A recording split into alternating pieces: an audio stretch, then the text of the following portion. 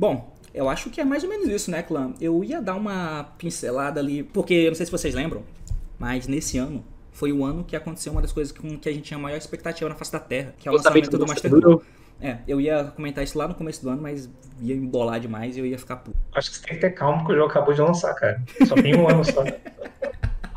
Calma, O jogo tá no Tenha beta ainda. Tá no paciência, começo, Deus. pô. O jogo é de graça, pô. Sério, os caras vão fazer um... Não, cara, não dá, Calma, não. cara. Só tem um ano. Que isso? Que pressa é essa? Você queria que um ano fosse possível fazer um torneio no jogo online? Que loucura.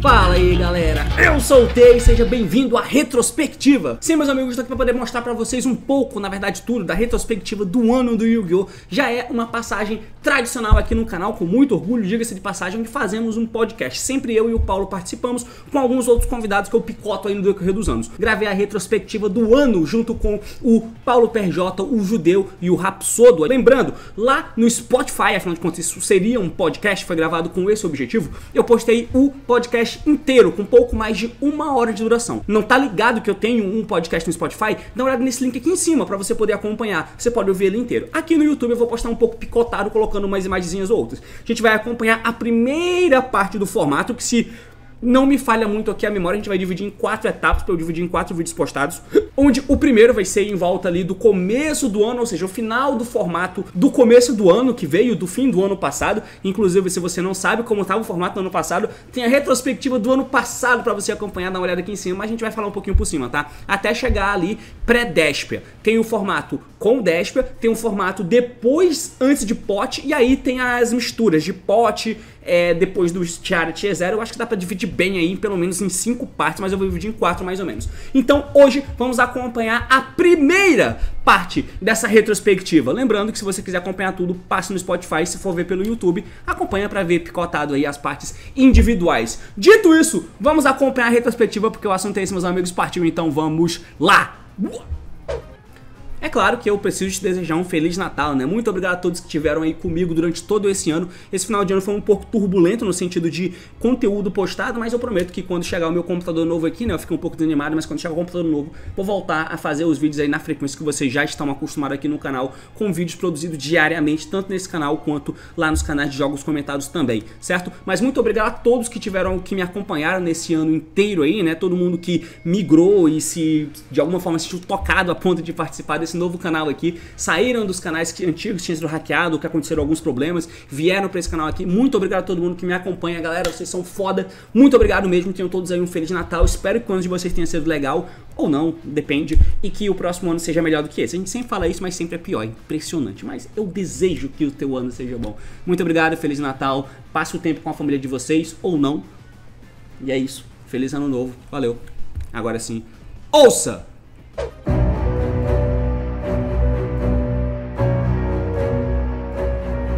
Muito bem, então, como sempre, né, o começo do ano, ele é sempre arrastado, obviamente, do formato anterior. Começamos o ano de 2022 com o impacto da última coleção do ano passado, que foi o BOD, o Burst of Destiny, junto com aquela coleção que era um legendário do Elite alguma coisa, que trouxe o Slider Lusk e o Barone. A gente veio impactado por uma banlist que deu uma mexidinha no Prankids, que deu uma mexidinha no Zodiac, algumas coisas de Dragon Link, e a gente começou a entrar num formato estranho, até que entramos no meta de BOD, que é o que começou o ano do Yu-Gi-Oh! Principalmente com o Sword Soul e o Tri-Brigade Light Lusk dominando o formato, claro, com muitos outros rogues pelo caminho, o Invoked aparecia, a Drytron, alguma coisa, e aí esse formato perdurou até a primeira banlist do ano. Mas nesse comecinho do ano, como que vocês enxergaram o formato aí dessa época com o Sword Soul e o Light Lusk, entre aspas, polarizando o formato? Eu vou falar, eu achava esse formato muito da hora, mano.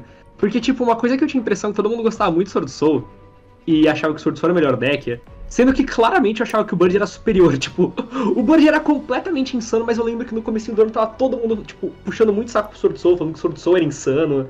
Cara, a percepção que eu tinha desse ano aí era justamente o contrário, que o Sword Soul era um deck que teve várias abordagens e tal, claro, ele deu uma mudada ali, mas no começo eu lembro que, tipo, era até estranho, porque o Sword Soul você podia, no começo, né, deixar ele jogar e ele perdia pra todo mundo conseguia quebrar a mesa dele, era um pouco estranho comparado com o que a gente vinha acostumado a enfrentar. Rolou se você comparar com agora, né? Com o que tem hoje, com o que era há um ano atrás, a diferença é muito grande, né? Com certeza. Eu acho que os dois principais decks, majoritariamente, na galera, o Sword Soul e o Blood mesmo. Não sei se a galera lembra, mas eu joguei muito de Tri-Brigade Melf nessa época. Verdade. Inclusive, eu ia jogar o ICS de Tri-Brigade, que não teve, né? 2 ICS foram cancelados nessa época. Verdade. Acho que foram 3 OSS, né? Tipo, o Trash, o Pasadena e Las Vegas, acho que foi lançado na mesma época, né?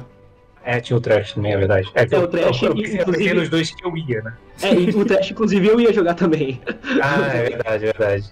Tem razão. Então foram 3 OSS cancelados, né? E... Enfim, era uma opção interessante de deck. Eu gostava bastante, eu ia jogar o torneio, eu tava treinando, né, pra isso. Mas o jogo tava bem focado nesses dois, o que facilitava um pouco na hora ali. Tô falando mais do velho competitivo, que é de onde eu venho. Facilitava um pouco a vida, porque não tinha tanta coisa pra você olhar, os decks não eram tão opressivos assim. Tinha carta boa contra eles, né? Tipo, o Barrier era completamente insano. Lembra quando a gente falava que tinha que banir a Barrier? A gente nem lembra da Barrier. Mas é engraçado, né? Eu lembro que nessa época aí a gente tinha, além dos fatores de dinâmica de jogo de ambos os decks, claro, mas eu achava chato porque eles tinham... Tudo bem que isso se tornou um pouco frequente no formato seguinte também, mas esses dois decks tinham umas floodgatezinha chata pra caralho buscava, né? Principalmente no Protoss, no Sword Soul, que era um deck sim bem tranquilo, mas o Protoss era zoadaço, era coisa que deixava o deck ser tipo escroto naquela época, eu acho.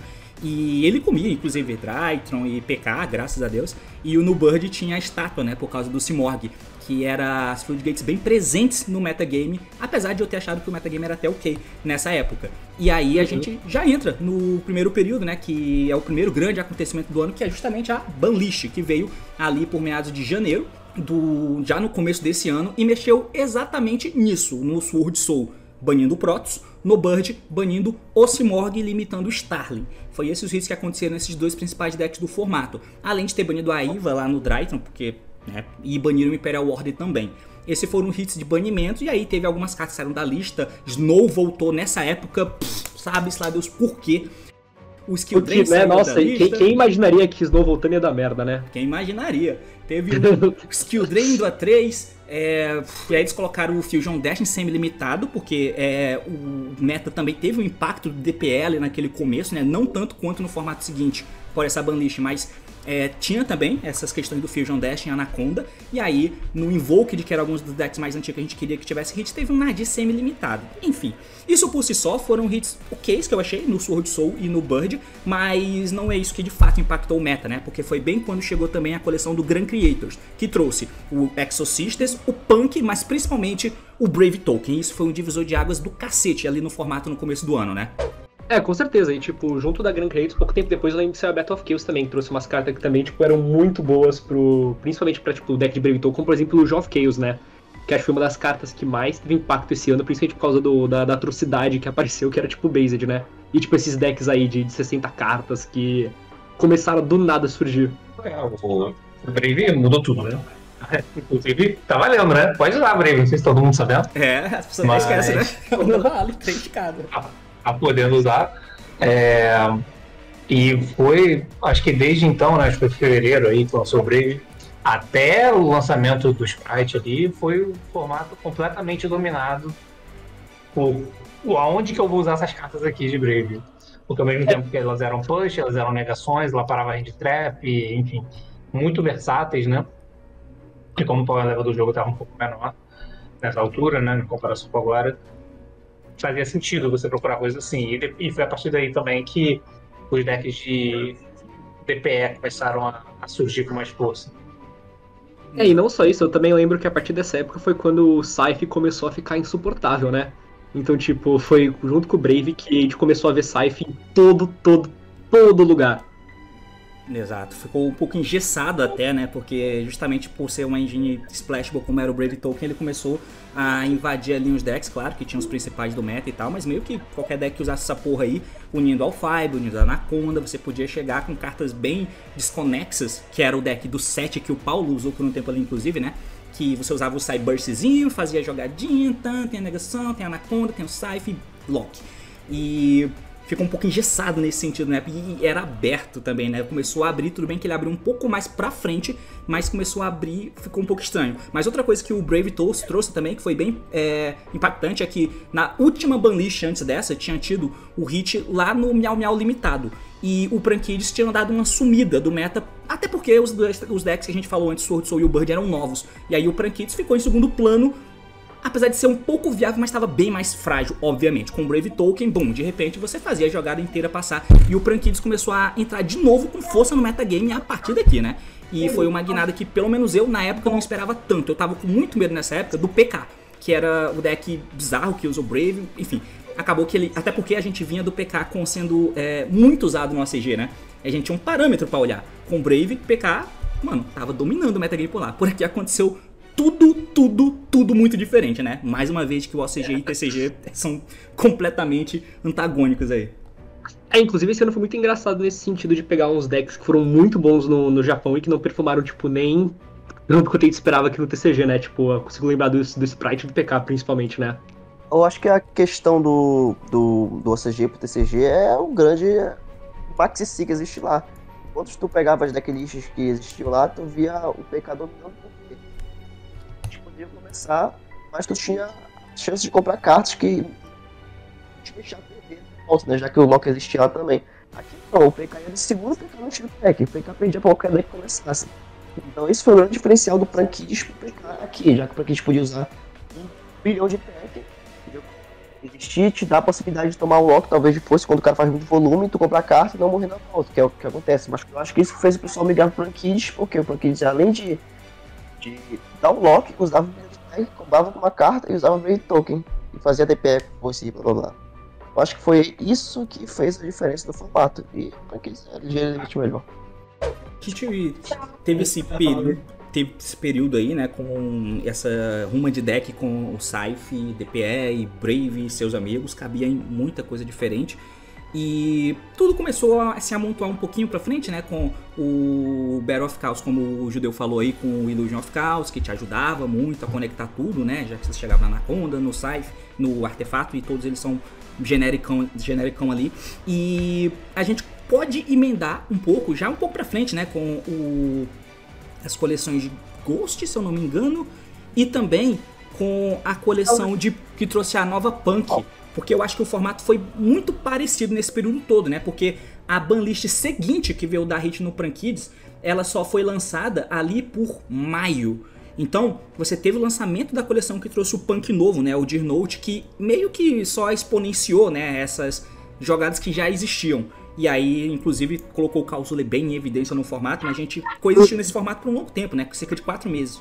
Só que acho que no meio desse caminho teve o estrutural do Desp que lançou, né? Que daí o Desp virou um deck de verdade. Ele foi um pouco depois. Eu acho que foi um pouco antes da Banlist, não foi? Porque eu lembro que teve, tipo, o primeiro ICS do ano, que foi aquele que o Prankids ganhou, daí logo depois teve o Bogotá que o Desp ganhou. De fato.